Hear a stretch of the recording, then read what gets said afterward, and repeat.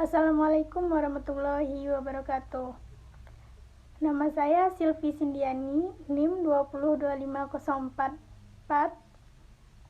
Mata kuliah Ilmu Ekonomi, ruang Prodi Manajemen kelas C.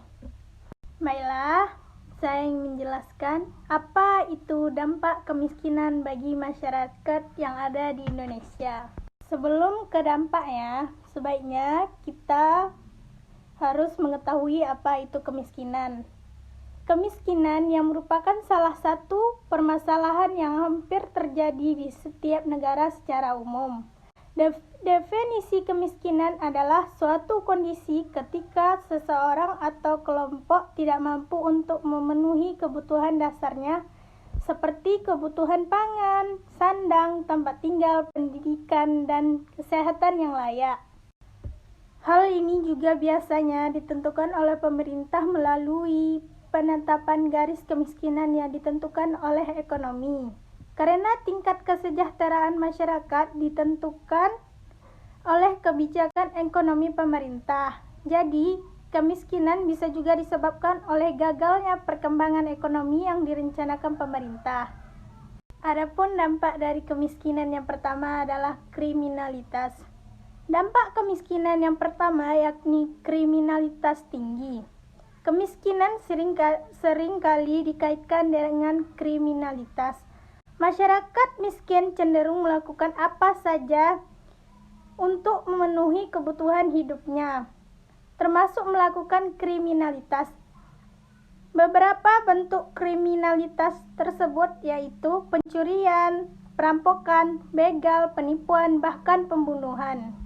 Yang kedua yaitu akses pendidikan tertutup. Akses pendidikan yang tertutup merupakan dampak kemiskinan yang dapat dirasakan.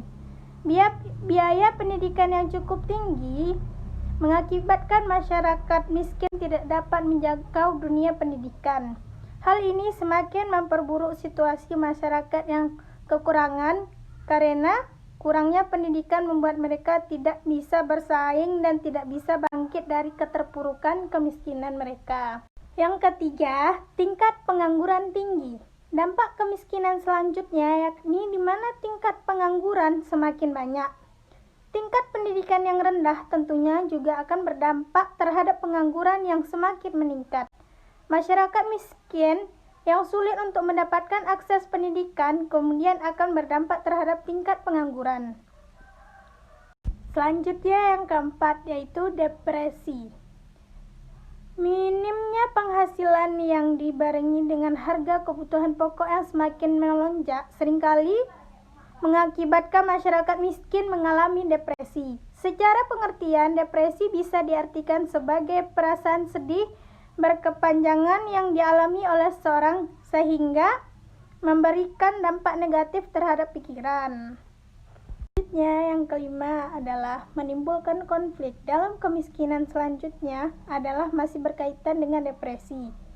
Perasaan sedih dan cemas, dua gejala lain yang juga dapat dialami oleh individu yang sedang mengalami depresi adalah cenderung mudah marah dan tersinggung. Dua kecenderungan sifat ini yang kemudian seringkali mengakibatkan timbulnya konflik di masyarakat.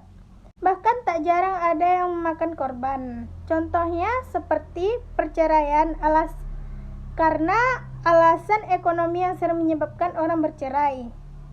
Perseteruan yang terjadi antar tetangga hingga suku di perkampungan dan lain sebagainya. Keenam adalah menyebabkan malnutrisi sampai gizi buruk. Anak-anak yang lahir dari keluarga miskin sangatlah rentan mengalami malnutrisi hingga gizi buruk. Tidak memadainya penghasilan yang diperoleh orang tua membuat mereka terpaksa harus membesarkan dan merawat anak-anak mereka dengan asupan nutrisi yang seadanya saja.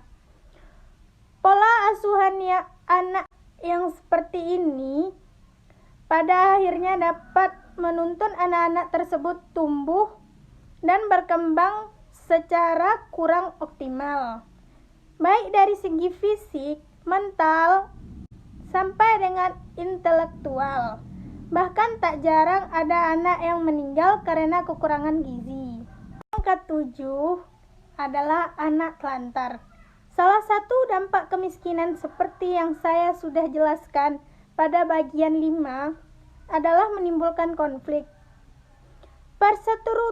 Perseteruan atau cekcok yang terjadi antara suami istri merupakan salah satu contoh konflik yang sangat mungkin diakibatkan oleh kemiskinan. Lagi pula rasanya sulit untuk tidak cekcok di tengah situasi yang tertekan secara ekonomi. Makanya tak jarang para suami istri yang hidup dalam kemiskinan cenderung memutuskan untuk bercerai. Hal ini kemudian dapat memberikan dampak negatif pada anak-anak mereka, terlebih ketika kedua orang tua yang bercerai itu memilih untuk tidak lagi memelihara anak mereka, alias ditelantarkan begitu saja. Yang ke-8, terbentuknya pola pikir pesimistis dalam kemiskinan, yaitu yang terakhir adalah dapat terbentuknya pola pikir yang pesimis pada masyarakat miskin. Mereka yang kesehariannya hidup serba kekurangan pastinya lama-kelamaan akan percaya bahwa dirinya tidak bisa berkembang lebih jauh lagi. Tidak mungkin keluar dari jerat kemiskinan dan sukses seperti kehidupan keluarga beberapa teman mereka yang kaya. Yang terakhir atau yang ke-9 adalah meningkatnya angka kematian yang ada di masyarakat. Minimnya penghasilan masyarakat miskin otomatis mengakibatkan mereka kesulitan dalam merawat diri dan memperoleh pengobatan yang sesuai. Jangankan merawat diri, dari keadaan tempat tinggal mereka saja sudah bisa dikatain jauh dari kata sehat. Apalagi bagi mereka yang hidup di bantaran sungai, yang tempat mandi, mencuci pakaian, buang hajat, hingga pembuangan sampah semuanya dijadikan satu. Ketidakmampuan finansial ditambah dengan gaya hidup yang seperti itu, pada akhirnya hanya akan meningkatkan angka kematian yang terjadi di Indonesia, di mana sebagian besar angka tersebut disumbang oleh kasus yang berasal dari penduduk miskin. Itulah tadi dampak-dampak kemiskinan yang ada di Indonesia. Lebih dan kurangnya saya mohon maaf. Assalamualaikum warahmatullahi wabarakatuh.